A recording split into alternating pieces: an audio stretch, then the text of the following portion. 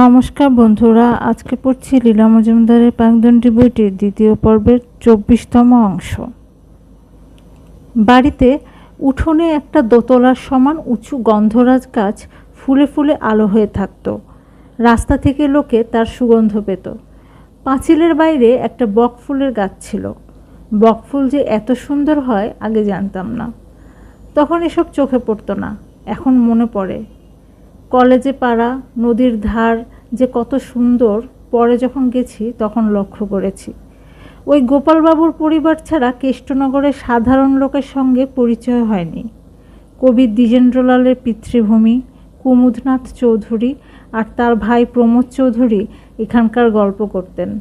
যতদূর জানি এই শহর তাদের বাবার কর্মস্থল ছিল। এসব কানে শুনেছিলাম, মনকে নাড়া দেয়নি।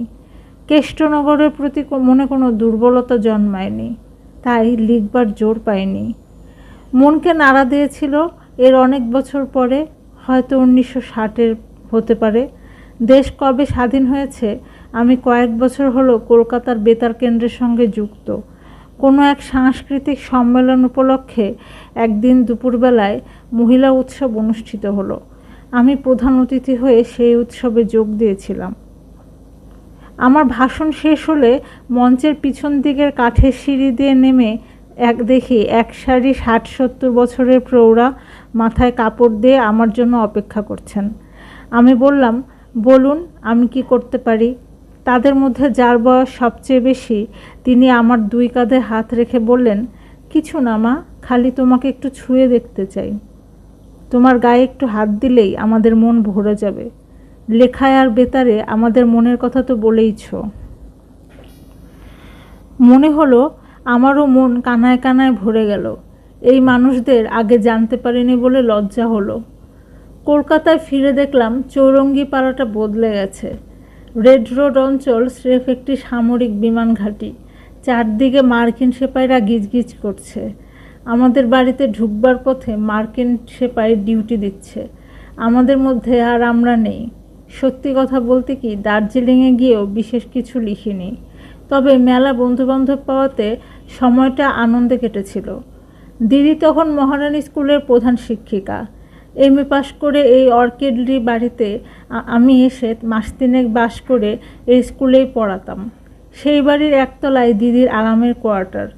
বাগানে তেমনি বিলিতি ফুল ফোটে, কিন্তু পাহাড়ের গা আঁকড়ে প্রকাণ্ড 3তলা স্কুল বাড়ি রয়েছে। আর সেই ছোট ছোট নীল পাখিরা লাল টিনের ছাদের তলাকার তাদের পুরনো আবাস ছেড়ে কোথায় চলে গেছে।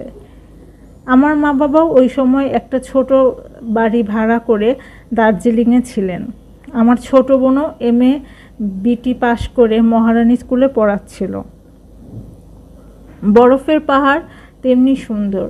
নিত্য আমরা এখানে ওখানে বেড়াতে যেতাম, চড়িভাতি করতাম। সেই মুহূর্তে পৃথিবীর অধিবাসীদের একটা বড় অংশ পরস্পরকে মুছে ফেলার চেষ্টা করছিল। সুভাষ বসু রহস্যময়ভাবে অদৃশ্য হয়েছিলেন। দার্জিলিংয়ে ভারতে উপস্থিত জার্মানদের ও তাদের বন্ধুদের আটক করে রাখা হয়েছিল। তবে বোধহয় খুব কড়াকড়ি ছিল না। এখানে ওখানে তাদের ঘুরে বেড়াতে দেখা যেত। আবার মার্কিনরাও হাওয়া বদল করতে এসে ফল পাকুড়ের দাম বাড়িয়ে দিত। সবাই ভারী বিরক্ত। নভেম্বর মাসের শেষে আমরা সবাই সমতলে নেমে এলাম। ততদিনে যুদ্ধের আবহাওয়ায় সবাই অভ্যস্ত হয়ে গেছিল। তখনও সুভাষ বোসের বাহিনীর কীর্তিসমূহ বেতারে আর সব কাগজে এমনি বেমালুম চেপে রাখা হয়েছিল যে মাঝে মাঝে গুজব শুনলেও কেউ বিশ্বাস করতো না। হরদম সাইরেন বাজত। গড়ের মাঠের কিনারা থেকে খুদে ব্রিটিশ জঙ্গি বিমানরা খ্যাক খ্যাক করে উড়ে পড়ত। কটকট গুলি চলত। ভারী একটা হুটোপাটির ধুম পড়ে যেত যেই সাইরেন বাজত। রাত হলে আলো নিবাউরে, দিনে রাতে দরজা জানলা বন্ধ করো রে, পর্দা টানো রে। পুরনো বাড়ি, তার বিশাল বিশাল দরজা জানলা, নড়বড়ে হুড়কো ছিটকিনি। তা সে অ্যান্টি এয়ারক্রাফটের শব্দে বড়সড় করে নেমে পড়ে। জানলা হাট করে খুলে যায়। তাই বোমার ভয়ে নয়, এআরপি এর ভয়ে দড়ি দিয়ে জানলা বেঁধে রাখার ব্যবস্থা করলাম। আমাদের মাঝের ঘরে সবাই মিলে জড়ো হতাম। এআরপি থেকে বলে গেছিল ওইটাই সবচেয়ে নিরাপদ। ছেলে মেয়ের হাতে কমলালেবু ধরিয়ে দিতাম। 3 তলা 4 তলার সাহেব মেম ভাড়াটেরা নেমে আসতো, তাদের মুখ গম্ভীর। আমরা তখনও মেনে নিতে পারিনি যে দোরগোড়ায় যুদ্ধ এসে এই পৌঁছল বলে। এমন সময় মধ্য ইউরোপ থেকে 2-3টি জু ডাক্তার সর্বস্ব খুঁয়ে সপরিবারে এসে 3 তলা 4 তলার ভাড়াটেদের বাড়িতে আশ্রয় নিলেন। এরা সকলেই মধ্য ইউরোপীয় জু ডাক্তার, যে যার নিজের ক্ষেত্রে খ্যাতিমান। এদের দেখে বুকটা ধড়াস করে উঠেছিল, বিমর্ষতার মূর্তিমান প্রতীক। আরও পরে একদিন বোধহয় দিনের আলোয় অ্যান্টি এয়ারক্রাফটের শব্দের সঙ্গে সঙ্গে কেমন যেন ধুমধাম গম্ভীর আওয়াজ হলো। বাড়িটারি কেঁপে একাকার। মেমরা চোখ ঢেকে ভগবানকে ডাকতে লাগলো। বোমার শব্দের সঙ্গে ওদের বেদনাময় পরিচয় আগেই হয়ে গেছে। তারপর সাইরেনে অল ক্লিয়ার। জানলা খুলে দেখি সব যেমনকে তেমন, কিছুই বদলায়নি। পরে শুনেছিলাম কিছু লোক মারা গেছে। এইরকম 2-4 দিন হলো।